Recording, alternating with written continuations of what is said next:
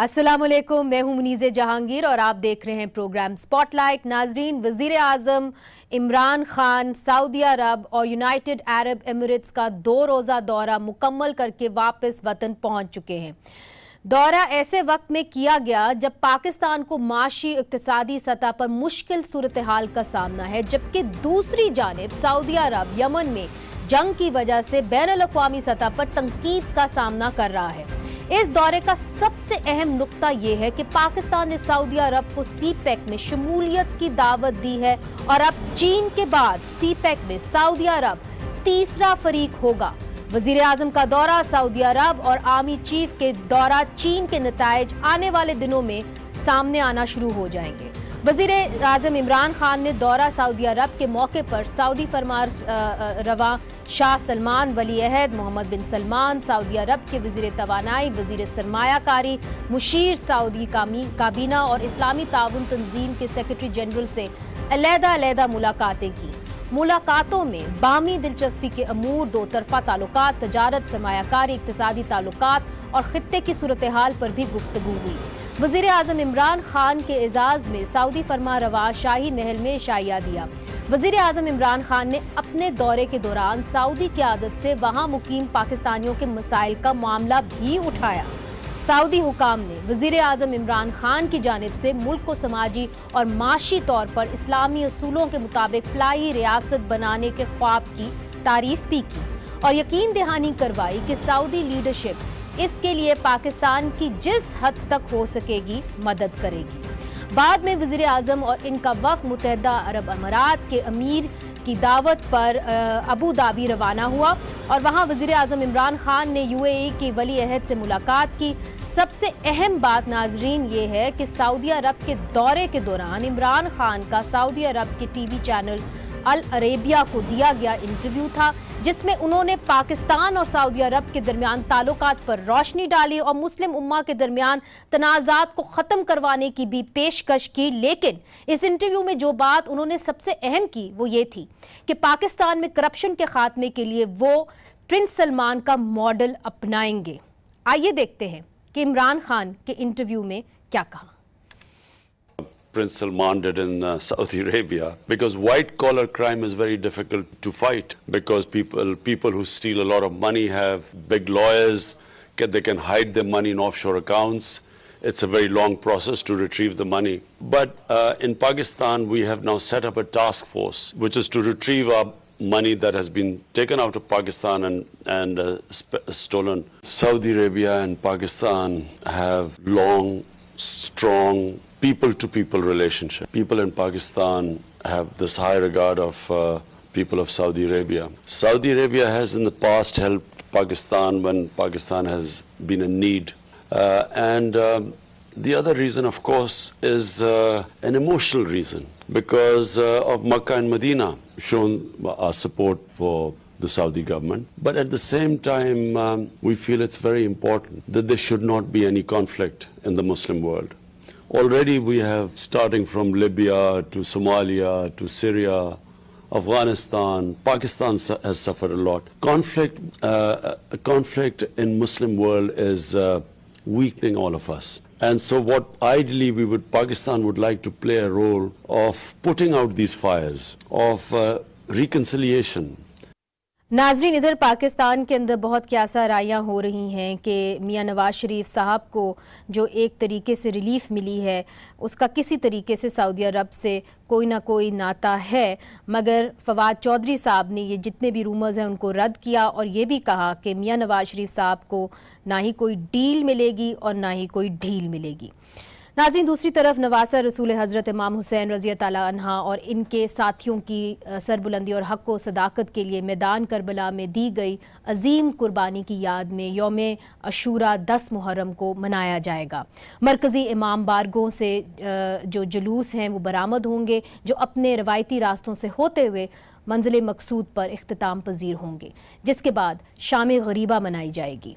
Karbala की इस्लामी तारीख में क्या अहमियत ये दिन रखते हैं, आइए आपको दिखाते हैं इस रिपोर्ट में।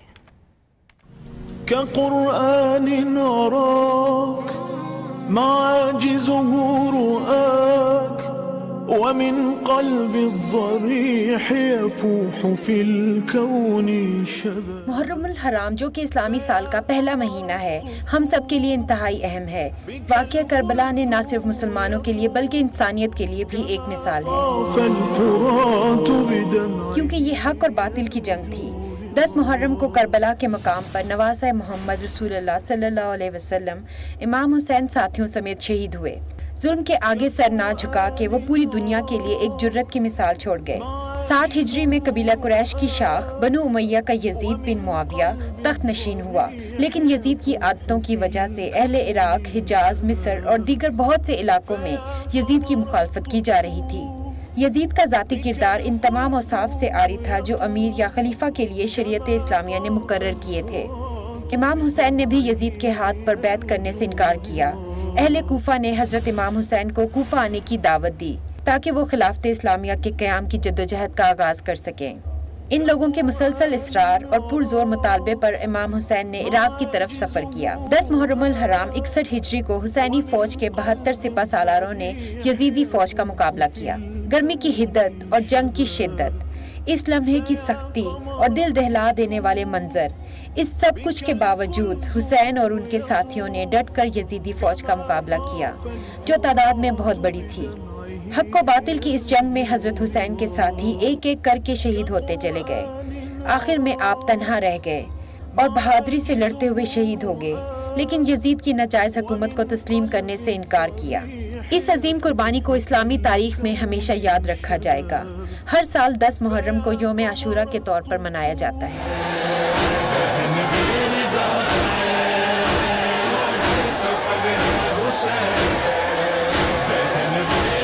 कराची, लाहौर, इस्लामाबाद, पेशावर और कोयटा समेत मुल्क के मुख्तलिफ शहरों में नवासा रसूल हजरत इमाम हुसैन और उनके जानिसार साथियों की अजीम कुर्बानी की याद में अहले तशरीह की जानिब से शबी अलम और जुलजना के जुलूस निकाले जाते हैं। जुलजना हजरत इमाम हुसैन के उस जानिसार घोड़े का नाम है जिसने करबला की अजीम जंग में हजरत हुसैन का भरपूर साथ दिया।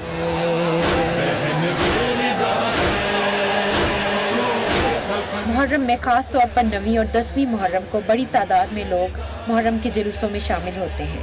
पाकिस्तान में कई बरसों तक जलसे जुलूसों की सिक्योरिटी एक चैलेंज रही है। पिछले कुछ बरसों में दहशतगर्द हमलों में नुमाया कमी देखने में आई है।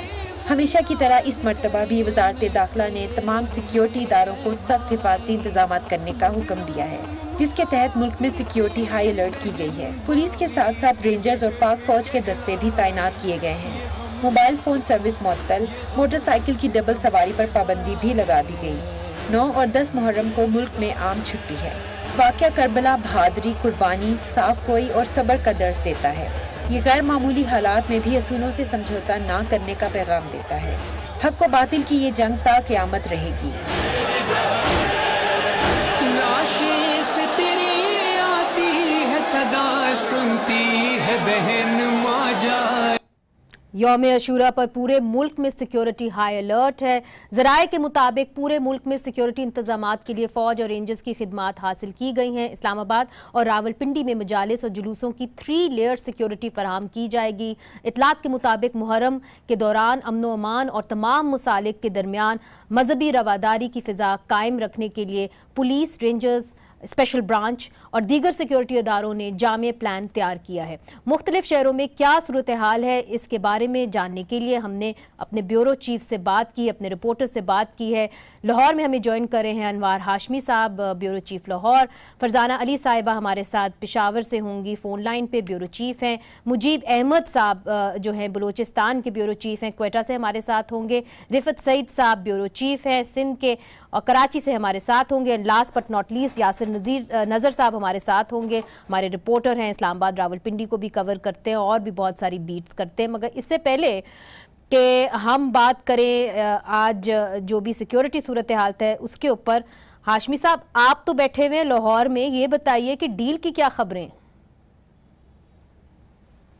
देखिए, डील की खबरें इसलिए ये सामने आती हैं क्योंकि माजी में ऐसा कोई रिकॉर्ड रहा है, लेकिन ये मौजूदा जो दौरा है जिसमें आप सऊदी अरब और यूएई का जिक्र कर रही हैं, तो अगर देखा जाए तो इसमें कुछ माजी की रवायात भी शामिल हैं, क्योंकि इमरान खान ने जब हलफ उठाया है तो उसके फ़ौरन बाद सबसे पहले ईरान के वज़ीर ख़ारजा ने दौरा किया और उन्हें बाकायदा सरकारी तौर पे ईरान आने की दावत दी। इसी तरह चीन ने भी रब्ता किया, लेकिन उसके बाद वज़ीर इत्तलात सऊदी अरब के पाकिस्तान आए और मुलाकात की। तो मैं समझता हूँ कि जो इस्लामी ममालिक में सबसे ज़्यादा प्रोटोकॉल हम देते हैं सऊदी अरब को, और गैर मुस्लिम ममालिक में हम चीन को देते हैं। तो ये एक रवायतन भी मुश्किल था कि सऊदी अरब को छोड़ के किसी और मुल्क का पहले दौरा किया जाता। तो सबसे पहली वजह तो ये जो इस दौरे की ये बनती है, बज़ाहिर कोई ऐसी डील का तसव्वुर नहीं है। अच्छा, तो आप इसको रद्द करें कि डील का इस वक्त जो एक रूमर है वो नहीं है लाहौर शहर में। इस्लामाबाद में बहुत है, मैं आपको ये बता दूं, इस्लामाबाद में जो डील की खबरें हैं वो बहुत गर्म हैं, जिसके नतीजे में ढील होती है। मगर चलें इस बात को छोड़ते हैं। यासिर, आप बताइए कि इस साल हमने देखा है कि पहली दफ़ा हमारे पास वज़ीर दाखिला नहीं है, कोई उसके ओहदे के ऊपर तैनात नहीं है। State minister for interior Shahryar Afridi साहब है, तो उसकी कोई कमी महसूस हुई इस साल? जी, गुज़श्ता हुकूमत में देखा जाए तो वज़ीर दाखिला चौधरी निसार अली ख़ान ख़ुद अक्सर औक़ात विज़िट भी करते थे और बाकायदा तौर पे चेक एंड बैलेंस रखते थे। आज भी शहरयार अफरीदी जो स्टेट मिनिस्टर हैं इंटीरियर के हमें नज़र आए, और उनकी अगर गैर मौजूदगी में ये हो सकता था कि सिक्योरिटी के इंतज़ामात में कोई किसी किस्म के हमें कोई इसमें नज़र आए कि कमी पेशी नज़र आए, लेकिन मजमूई तौर पर शहर में जो सिक्योरिटी के इंतज़ामात थे इंतहाई ज़बरदस्त थे। अभी सिक्योरिटी जो प्लान था ख़ास तौर पर G6 के जो इमाम बारगाह थे जहाँ से जुलूस शुरू होना था और मुकर्रर रास्तों से होता हुआ इसी रास्ते पे जब इख्तिताम पज़ीर हुआ, तो किसी भी किस्म का कोई एक भी नाखुशगवार वाक़या जो है वो हमें देखने को नहीं मिला। 2500 से ज़ायद जो पुलिस एहलकार थे वो तैनात थे, रेंजर के एहलकार, FC के एहलकार जो थे वो मामूल के मुताबिक तैनात थे। लेकिन गुज़श्ता हुकूमत में जिस तरह मोबाइल फ़ोन सर्विस बंद होती थी, इस हुकूमत में भी बंद रही। इसी तरह तमाम तर इंतज़ामात जो गुज़श्ता हुकूमत में किए जाते थे। पहले भी मोबाइल फ़ोन सर्विस बंद रहती थी, मगर पिछले 2 सालों के अंदर हंगामा राई हुई थी रावलपिंडी में। इस बार क्या उन्होंने उनसे मुज़ाकरात तो किए हैं? मेरी इन्फॉर्मेशन ये है कि शहरयार अफरीदी साहब ने जो मुख्तलिफ ग्रुप्स हैं उनके दरमियान मुज़ाकरात भी किए हैं और बाकायदा कोशिश की है कि जी यहाँ पे हंगामा राई की सूरत हाल ना बने। हाँ जी, क्योंकि उन्होंने तमाम लोगों से राब्ते पहले भी किए थे, आज के लिए भी राब्ते किए थे, और कल क्योंकि रावलपिंडी में भी ख़ास तौर पे 10 मुहर्रम का जो जुलूस होता है वो सबसे बड़ा और मरकज़ी जुलूस होता है, जहाँ पे पहले भी कई ऐसे वाक़यात पेश आ चुके हैं जिसकी वजह से हुकूमत को ख़ास से मसाइल का सामना रहा। तो अब मौजूदा हुकूमत का क्योंकि पहला ये मामला है, तो इसलिए फ़ौरी तौर पर उन्होंने उलमा इकराम जो हैं उनसे राब्ते किए थे, और अब उसके बाद तमाम तर गुफ्त व शनीद के बाद जो हमारे ज़राए उन्होंने कन्फर्म किया है कि किसी भी किस्म की उनकी तरफ से ये कहा गया है कि हर तरह का जो तावन है वो करेंगे। रिफत सईद साहब हमारे साथ मौजूद हैं कराची से। अच्छा, रिफत सईद साहब हमारे साथ मौजूद नहीं है, मगर मुजीब जो हैं वो हमारे साथ इस वक्त मौजूद हैं। और मुजीब, मैं बलूचिस्तान की जानिब इसलिए आना चाह रही हूँ चूँकि मंडे को हमने ये देखा था कि ज़ोब के डिस्ट्रिक्ट के अंदर FC के जो दस्ते हैं उन्होंने कुछ लोगों को हिरासत में लिया है, और ये बताया है कि हिरासत में लिया है कि नहीं ये वैसे उन्होंने नहीं बताया, आई एम सॉरी, मगर उन्होंने ये कहा कि कुछ एक्सप्लोसिव्स जो हैं वो हमने रिकवर किए हैं, और ये हमें मालूम पड़ा था कि ये एक्सप्लोसिव्स मुहर्रम के दौरान हमने इस्तेमाल करने थे। तो आपके पास क्या खबर है इस हवाले से? जी, मुनीज़े बलूचिस्तान में इंतहाई सूरत कशीदा है और थ्रेट्स का लेवल भी बहुत ज़्यादा है। यहाँ पे मुहर्रम जब शुरू हुआ, यकम मुहर्रम से ही ऑपरेशन शुरू कर दिए गए थे FC की जानिब से भी और दीगर लॉ इन्फोर्समेंट एजेंसी की जानिब से भी। ज़ोब के करीब एक छापा मारा गया और भारी तादाद में असला, गोला बारूद, धमाका खेज़ मवाद बरामद किया गया, और इसके हवाले से कहा गया कि ये मुहर्रम में इस्तेमाल किया जाना था। लेकिन गुज़िश्ता रोज़ फिर हमने देखा कि किला सैफुल्ला में टारगेट किया गया लेवीज़ एहलकारों को जो बाज़ार में तैनात थे, और 2 लेवीज़ एहलकार शहीद हुए, और इसकी जिम्मेदारी भी एक कलअदम तंजीम ने अफगानिस्तान से कबूल की। जिसके बाद यहाँ पे कोयटा में कौन सी वाली कलअदम तंजीम ने, मुजीब साहब, कौन सी कलअदम तंजीम ने अफगानिस्तान से? कलअदम तहरीके तालिबान की तरफ से जिम्मेदारी कबूल की गई थी, और उसके जो टेलीफोन कॉल्स रिसीव की गई थी कोयटा में या पेशावर में वो अफगान नंबर से आई थी, इसलिए यही कहा जा रहा है कि वहाँ से की गई और उन्होंने क्लेम किया था इसको। इसके बाद कोयटा में थ्रेट बहुत ज़्यादा बढ़ गई थी, और आज भी बहुत ज़्यादा सिक्योरिटी फराम की गई है। जो जुलूस कोयटा पहुँचे हैं मश से या सोरेंज वगैरह के एरिया से जो आए हैं उनको बहुत सख्त सिक्योरिटी में कोयटा पहुंचाया गया है। आज 9 की रात को ही पूरा शहर का वो रूट जिस पे कल सुबह आशूरा का जुलूस आना है वो सील कर दिया गया है। इस रूट पे आने वाली तमाम दुकानें, तमाम होटल सील किए जा चुके हैं चेक करने के बाद। इस इलाके की गलियां भी बंद कर दी गई हैं और यहाँ पे किसी को आने जाने की इजाज़त नहीं। तकरीबन 7,500 एहलकार ड्यूटी पर होंगे जिसमें पुलिस, FC और BC शामिल है, जबकि पाक फौज के जवान स्टैंड बाई पे होंगे जो किसी भी हंगामी सूरत हाल में आ सकते हैं। लेकिन बहुत ज़्यादा सिक्योरिटी इस हवाले से रखी गई कि कल बलूचिस्तान में मोबाइल सर्विस बंद होनी थी सुबह 6 बजे से, लेकिन आज अचानक शाम 6 बजे बलूचिस्तान में मोबाइल सर्विस को बंद कर दिया गया और उसके लिए कोई वजूहत नहीं बताई गई।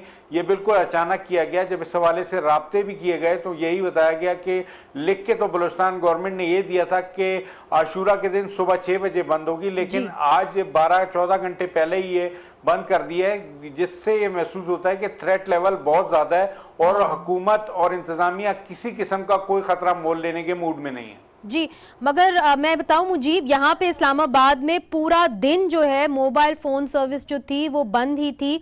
फरजाना, ये बताइए कि पेशावर के अंदर इस वक्त क्या सूरत हाल है, चूँकि पेशावर भी हाई अलर्ट के ऊपर है और ये भी एक सेंसिटिव इलाका समझा जाता है, तो किस किस्म के सिक्योरिटी इकदाम लिए गए हैं? देखिए, मुहर्रम से पहले ही IGP साहब ने वज़ारत दाखिला को ये रिक्वेस्ट की थी कि 13 हमारे जो अजला हैं वो इंतहाई सेंसिटिव हैं, और आपने पेशावर का जिक्र किया। मोस्ट सेंसिटिव जो है वो इस वक्त DI खान है, और फिर उसके बाद हंगू भी है, बनू भी है। ये ऐसे एरियाज हैं, और ख़ुद पेशावर जिसका आपने जिक्र भी कर लिया। फिर इसके अलावा भी 13 कहा गया कि ये सेंसिटिव हैं, और जिनमें मोस्ट सेंसिटिव मैंने आपको बता दी। और उसकी बुनियादी वजह यही है कि वो कबायली अजला के साथ जुड़े हुए हैं, तो वहाँ पे मसाइल भी बहुत ज़्यादा होते हैं और ओवरऑल दहशतगर्दी का वो शिकार भी बहुत रहे हैं। तो इसलिए इन अजला में न सिर्फ ये है कि आज सुबह से ही मोबाइल सर्विस बंद है, जो कि कल रात तक बंद रहेगी तकरीबन 7-8 बजे के करीब, जब तकरीबन सारे जुलूस ख़त्म हो जाएंगे और शाम गरीबा की महफिल ख़त्म हो जाएंगी, तो उसके बाद जो है वो खुलेगी। इसके अलावा जो मोस्ट सेंसिटिव एरियाज हैं वहाँ पर तो मोटरसाइकिल की सवारी, मतलब डबल सवारी की बात नहीं, ओवरऑल मोटरसाइकिल जो है उस पर भी पाबंदी है। बहुत सारे इलाकों में अगरचे तो कराची में भी है। जी जी जी, पुलिस ही कंट्रोल कर रही है, लेकिन DI खान में मैं सुबह से, चूंकि मैंने आपको बताया कि DI खान बहुत ज्यादा सेंसिटिव है, कल रात को ही वहाँ पर एक सिक्योरिटी फोर्सेस ने ऑपरेशन किया और उसमें एक खुदकुश हमलावर को मार दिया गया। खुदकुश जैकेट भी बरामद हुई है, और बदकिस्मती से ये खुदकुश हमलावर जो हमारे जराए हैं, अगरचे सरकारी जराए ने अभी तक इसको कंफर्म नहीं किया और ना ही उनकी तरफ से कोई इतलात आ रही है, लेकिन हमारे जराए बता रहे हैं कि ये नौजवान उन्हीं नौजवानों में से था, 8 नौजवानों में से, जो कि जून के महीने में मिसिंग हुए थे डेरा इस्माइल खान से, और फिर इतलात आई थी कि वो अफगानिस्तान चले गए। तो आज जो नौजवान, यानी कि गुज़श्ता रात को जो मुकाबले में मारा गया, वो उन्हीं में से एक नौजवान था। तो DI खान में उसके बाद सिचुएशन और भी क्रिटिकल हो गई है। सिक्योरिटी फोर्सेस पूरी तरह से वहाँ पे जो दाखिली और खारजी रास्ते हैं उनको भी बंद किए हुए हैं। बहुत ज़्यादा चेकिंग के बाद ही किसी को आने जाने दिया जाता है। मेरी डेरा इस्माइल खान में लोगों से बात भी हुई है, हंगू में भी, बनू में भी, और बनू में भी खुसूसन उन एरियाज में जहाँ पर के आज अभी भी शाम के वक्त उनके जुलूस शुरू हो जाते हैं। तो शबे आशूर और रोजे आशूर वहाँ पे कर्फ्यू रहेगा। इसके अलावा हंगू भी बहुत सेंसिटिव है।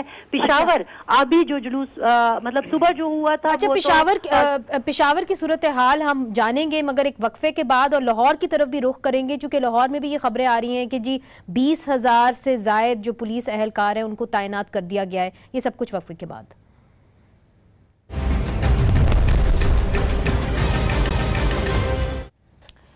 वेलकम बैक नाजरीन, हम इस वक्त मुहर्रम के हवाले से सिक्योरिटी की सिचुएशन के ऊपर बात कर रहे हैं। हमारे साथ अनवर हाशमी साहब हैं। अनवर साहब, ये बताइए, लाहौर में जहां आप बैठे हुए हैं वहां पे किस किस्म के सिक्योरिटी इकदाम उठाए गए हैं? हमें तो बताया गया कि जी 20,000 से ज़्यादा पुलिस एहलकार वहां पे तैनात किए गए। उसकी तफसीलात मैं आपको बताता हूँ, लेकिन इससे पहले हमें उन फोर्सेस को ज़रूर अप्रिशिएट करना चाहिए जिनकी वजह से पिछले 3-4 साल से मुहर्रमुल हराम जो है वो बहुत ही पुरअमन तरीके से गुजर रहा है और कोई ऐसा नाखुशगवार वाक़या पेश नहीं आया। उसकी वजह यही थी कि जो ऑपरेशन होते रहे हैं, कला कमा होता रहा है दहशत गर्दों का, सहूलतकारों का, उससे बहुत फ़र्क पड़ा है। इस वक्त पंजाब में चूँकि सबसे बड़ा जो है वो मुहर्रमुल हराम के इंतज़ामात हैं, क्योंकि 46,120 मजालिस और जुलूस जो है वो कल पूरे पंजाब में निकलने हैं और तकरीबन 7,763 जो है वो इमाम बारगाहें और अहले तशरीह की मसाजिद हैं जहाँ पे इंतज़ामात किए गए हैं। तो इसके लिए पहले तो मैं आपको बताऊं कि पूरे पंजाब में 1,40,000 जो है वो पुलिस एहलकार, फोर्सेस और रजाकार जो है वो तैनात हैं जो कि अमन व अमान को यकीनी बनाएंगे। और इसके अलावा लाहौर में जो मरकजी जुलूस का रूट होगा उसके साथ 15,000 जो है पुलिस एहलकार हैं और इसके अलावा रजाकारों की तादाद अलग है, जिसके बाद आप बता रही हैं कि वो 20,000 जो है। तकरीबन पिछले एक माह से इंतजामात का जायजा लिया जा रहा था। 4 लेयर्स में सिक्योरिटी है, CCTV कैमरे हैं, स्नाइपर्स जो है वो छतों पर होंगे। लेकिन पंजाब में हर साल की तरह इस साल भी जो है वो पहले से ही 2-3 हफ्ते पहले जो मजहबी हमांगी के लिए उलमाए कराम को बुलाया जाता है वो बहुत ही अच्छी पेशरफ्त हो रही है और मजहबी हमांगी नजर आती है। अब कोई इसमें लाहौर बड़े शहरों में कोई ऐसा एरिया नहीं रह गया कि जहां पे 2 ग्रुप रास्ते में तसादुम के लिए खड़े हो जाएं।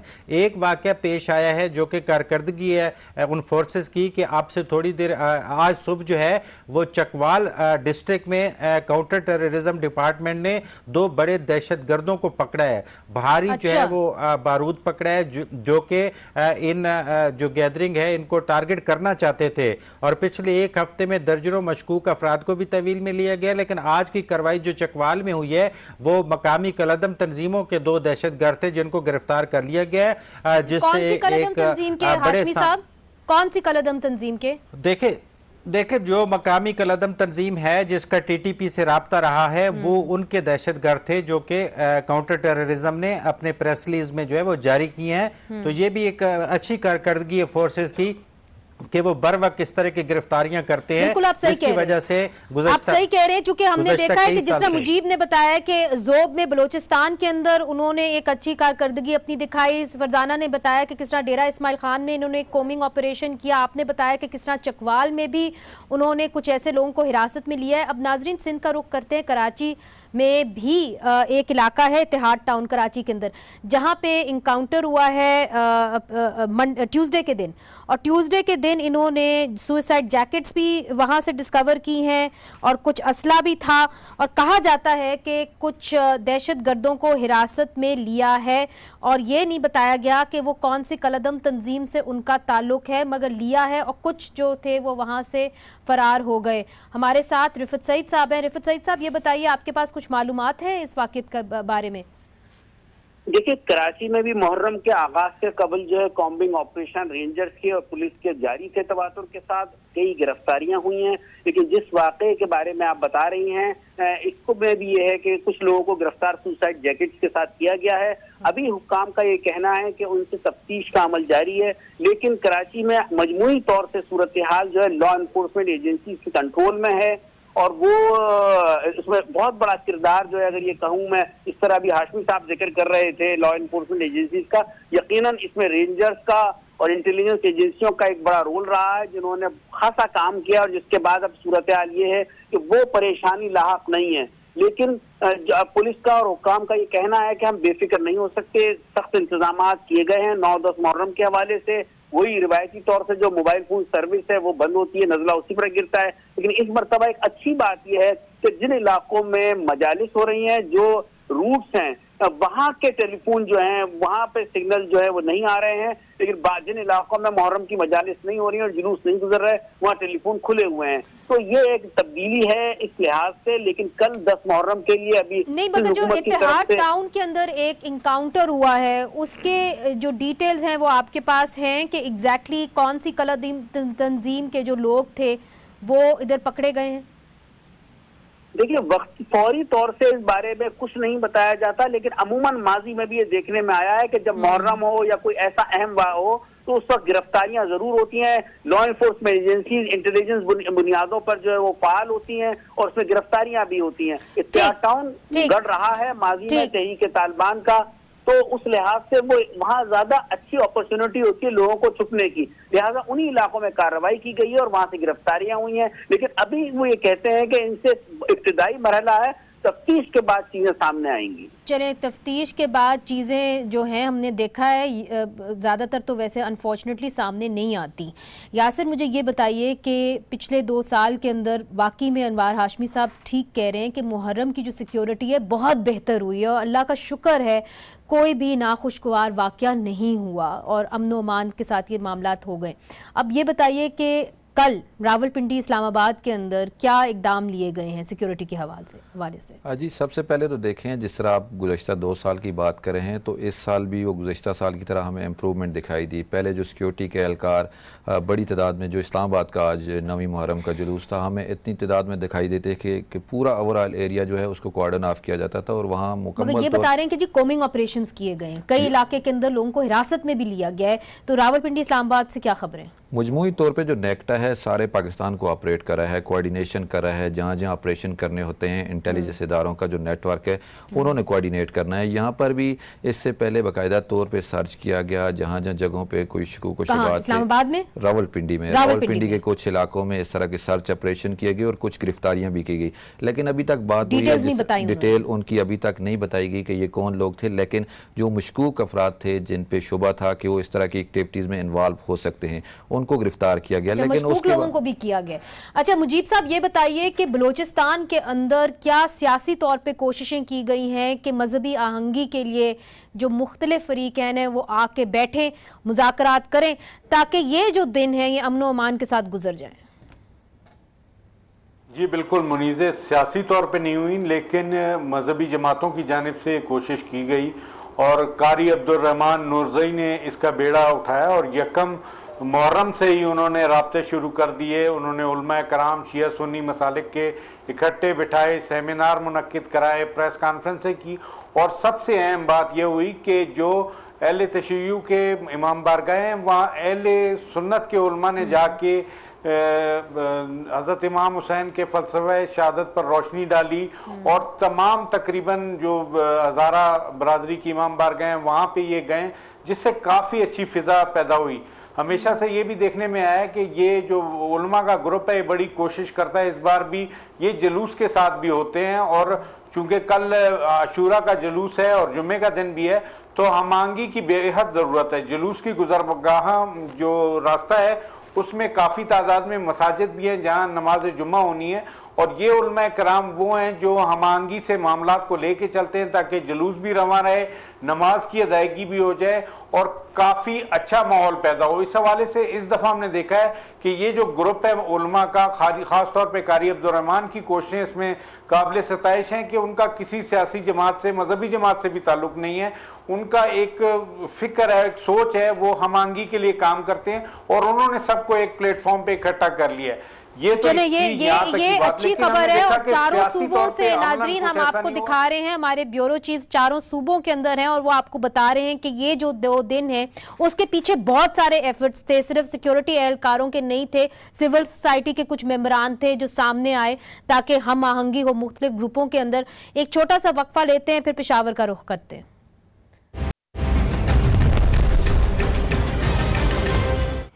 वेलकम बैक नाजरीन, हम इस वक्त ये जायज़ा ले रहे हैं कि पूरे मुल्क में इन 2 दिनों के अंदर सिक्योरिटी की सूरत हाल मुहर्रम के दौरान क्या होगी। फरजाना ये बताइए, पेशावर में जहां बैठी हुई हैं, आपने डेरा इस्माइल खान की बात भी कर दी, बन्नू की बात भी कर दी, पेशावर में इस वक्त क्या सूरत हाल है, किस किस्म की सिक्योरिटी थ्रेट हमें पता है कि है, मगर किस किस्म के सिक्योरिटी मेजर्स लिए गए हैं?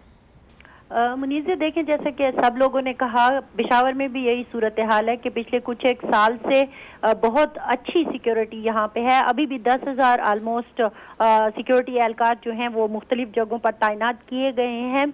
सदर में सुबह जो मेन जुलूस होता है और अभी सारा सिटी के अंदर होगा, जीटी रोड से शुरू होकर फिर अंदरूने शहर की मुख्तलिफ इमाम बारगाहें छोटी छोटी, वहाँ से होता हुआ फजर की नमाज तक ये ख़त्म होगा और फिर रोज़े आशूर का जुलूस शुरू हो जाएगा तकरीबन 10 बजे के करीब। तो इसके लिए न सिर्फ ये कि इंतहाई सिक्योरिटी के सख्त इंतजाम हैं, बल्कि बहुत ज़बरदस्त सा गुवाहाटी में मॉनिटरिंग सिस्टम भी बनाया गया है, जहाँ से कि इन सारे जुलूस के रास्तों को मॉनिटर किया जा रहा है। साथ ही साथ जुलूस जिन गली कूचों से गुजरता है वहाँ पे स्वीपिंग की जाती है।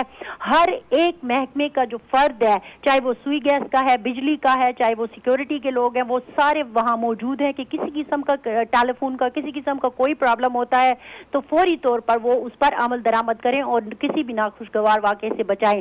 साथ ही साथ मैं आपको खैबर पख्तूनख्वा हुकूमत का एक बहुत अच्छा इकदाम बताऊं, जैसा कि मुजीब ने कहा, एक नहीं बल्कि 2 अच्छे इकदाम। एक तो ये कि उन्होंने सारे हॉस्पिटल्स में, चाहे वो खैबर पख्तूनख्वा का सूबाई दारुल हुकूमत पेशावर है या सेंसिटिव जितने भी अजला हैं, वहाँ पर हॉस्पिटल में भी हाई अलर्ट रखा हुआ है। साथ ही साथ मुहर्रम से पहले ही तमाम मज़ाहिब और तमाम फ़िक़ों के लोगों को बुलाकर उनसे मजहबी आमांगी के हवाले से भी डिटेल मीटिंग्स की गई हैं और उनसे मदद मांगी गई है। और पेशावर में हमने ये देखा भी कि बहुत ही बेहतरीन तरीके से इन 2 दिनों को, बल्कि 10-12 दिनों को लेके चला जाता है। तो उसमें हमें एक सियासी भी बहुत खूबसूरत किरदार नजर आया है। तो ओवरऑल तो हम काफी मुतमईन है। तो फरजाना, मुझे तो ऐसा लग रहा है कि इंटीरियर मिनिस्टर के बगैर मुल्क बहुत अच्छा चल रहा है। हाशमी साहब, आपकी जानिब आऊंगी। जब ये बात करती है मॉनिटरिंग सिस्टम की, तो बड़ा अच्छा और जदीद मॉनिटरिंग सिस्टम तो लाहौर के अंदर भी है, मगर जब भी कोई बड़ा वाकया होता है तो पता चलता है सीसीटीवी कैमरे के अंदर फुटेज ही नहीं थी या सीसीटीवी कैमरा जो था वो ख़राब था। तो इस हवाले से आप समझते हैं कि आने जो कुछ दिन है या पिछले कुछ महीने गुजरे हैं, कुछ बेहतरी आई है? जी बिल्कुल। जो पिछली हुकूमत थी उनके जो आखिरी साल था उसके अंदर ये टेक्नोलॉजी पे बहुत ज़्यादा जोर दिया गया है। इस वक्त मसलन रात 12 बजे जो निसार हवेली से जुलूस बरामद होगा और करबला गामे शाह तक जाएगा, तो तकरीबन कंप्लीट इन रास्तों पे जो है वो सीसीटीवी कैमरे अलग हैं, मोबाइल गाड़ियों पे वीडियो कैमरे अलग हैं और इसके अलावा सड़कों पे कैमरे अलग लगाए गए हैं। तो आपका ये ख्याल है कि जो टेक्नोलॉजी में एक वो काबिलियत लेके आए हैं, उससे मामलात हम आहंगी के हवाले से जो उन्होंने इकदाम उठाए हैं, उससे आपको लगता है कि मामलात इन 2 सालों के अंदर आप अगर जायजा लेते हैं तो बेहतर हुए? क्या ये वजूहात हैं या इंटेलिजेंस बेहतर हुई है? देखिए बिल्कुल इवैल्यूएट करें इस मामले को। देखिए दोनों चीज़ें, एक तो फोर्सेस एक्टिव हुई हैं, ख़ास तौर पे जो ट्राइबल एरिया में हमारी पाक आर्मी ने ऑपरेशन की है उसको सारे मुल्क के साथ जब लिंक किया गया तो फोर्सेस के अंदर जो है एक हौसला पैदा हुआ है, जिसकी वजह से सर्च ऑपरेशन में सियासत को निकाल दिया गया है, जिसकी वजह से सारी फोर्सेज एतमाद के साथ काम करती रही हैं। अब आखिरी काम असल में रह गया मुस्तकिल खात्मे के लिए, ये फ़िरकावारियत को और खदशात को ख़त्म करने के लिए वही बात आ जाता है जो बुनियादी मसला पैदा हुआ था पाकिस्तान के अंदर कि जो हमारी मजहबी जमातें हैं, पहले तो उन्होंने जुदाहो दी सियासत से तो रह जाती है, चंगेजी का गलत तर्जुमा करते हुए जो है वो ग्रुप बना ली और सियासत में इन्वॉल्व हो गई। और फिर जो इशाअत दीन के लिए बाकी उनके ग्रुप बच गए थे, उन्होंने भी देखा कि सियासत में तो बड़ी शोहरत मिलती है, तो वो भी पिछले इलेक्शन में आपने देखा कि कितनी जमातें जो है जिनका काम इशाअत दीन था उन्होंने भी रजिस्टर करवा दिया। तो अब इस तरफ तवज्जो देने की जरूरत है कि मसालिक जो है वो हमारी बेहतर से बेहतर करें, तो मुस्तकबिल में जो है बहुत अच्छी आपने बहुत अच्छी बात की। यासिर, आप बता रहे थे कि नेक्टा ने कुछ दिन पहले हाई अलर्ट किया था सारे सूबों को कि जी यहाँ पे थ्रेट है। जी, मजमूई तौर पर नेक्टा ने ख़ास तौर पे बलोचिस्तान और केपी के लिए थ्रेड अलर्ट जारी किए थे और अलर्ट में ये कहा गया था कि खुसूसी तौर पे इंतज़ामात किए जाएँ, क्योंकि नेक्टा ने अब जो इंटेलिजेंस शेयरिंग का जो सिस्टम है इसको मज़ीद मजबूत किया है। जिस तरह बात कर रहे थे अनवार हाशमी साहब, तो इस तरह मजमूई तौर पे अब जो बेसिक वजह हमें दिखाई देती है, एक इंटेलिजेंस जो नेटवर्क है, एक इसकी मजबूती है, इंटेलिजेंस शेयरिंग का जो निज़ाम है नेक्टा की तरफ से इसको मज़ीद फ़ाल किया गया। और दूसरा जदीद टेक्नोलॉजी की जहाँ तक आप बात करें तो आज भी जो जुलूस थे इसमें हमें ऐसी जदीद गाड़ियाँ नजर आई जिसमें ऐसे कैमरे लगाए गए थे जो दूर तक मतलब जदीद टेक्नोलॉजी हम लेके आए और अल्लाह का शुक्र है कि अब तक कोई जो नाखुशगवार वाक़या है वो नहीं हुआ, तो हम शुक्र अदा करते हैं इसका। मुजीब, आपका बहुत शुक्रिया, आपने हमें क्वेटा से ज्वाइन किया। अनवार हाशमी साहब, आपने हमें लाहौर से ज्वाइन किया। रिफत सईद साहब कराची से, फरजाना पेशावर से, और आपका यासिर, आपने हमें इधर स्टूडियो के अंदर ज्वाइन किया। तो नाजरीन, अहम बात यह है कि अभी तक जो लोग पकड़े गए हैं इस कोमिंग ऑपरेशन के अंदर पिछले कुछ दिनों के अंदर, जो शायद दहशतगर्दी के वाक़यात के अंदर मुलव्वस होते, वो बताया जाता है कि जो फ़ोन कॉल्स आई थी वो अफ़गानिस्तान से आई थी। तो ये अगर इस खित्ते के अंदर अमन आना है तो फिर सिर्फ पाकिस्तान की तरफ अमन नहीं होगा, पाकिस्तान से सफाया नहीं होना चाहिए दहशतगर्द ग्रुपों का, मगर अफ़गानिस्तान से भी होना चाहिए। और वो तभी होगा जब हम मिल के अफ़गानिस्तान के अंदर अमन के लिए जो है अपनी जो एक सलाहियत है या अपनी जो एक जिसे कहते हैं कोशिश है वो हम करते रहें। और पाकिस्तान को, बल्कि अफ़गानिस्तान को पाकिस्तान की अशद ज़रूरत है। और अफ़गानिस्तान के अंदर अमन तब तक नहीं आ सकता जब तक पाकिस्तान जो है उसके लिए काम ना करे। तो नाजरीन, अगर पाकिस्तान के अंदर अमन आना है तो खित्ते के अंदर भी अमन आना होगा। आज के लिए इजाज़त दीजिए, खुदा हाफ़िज़।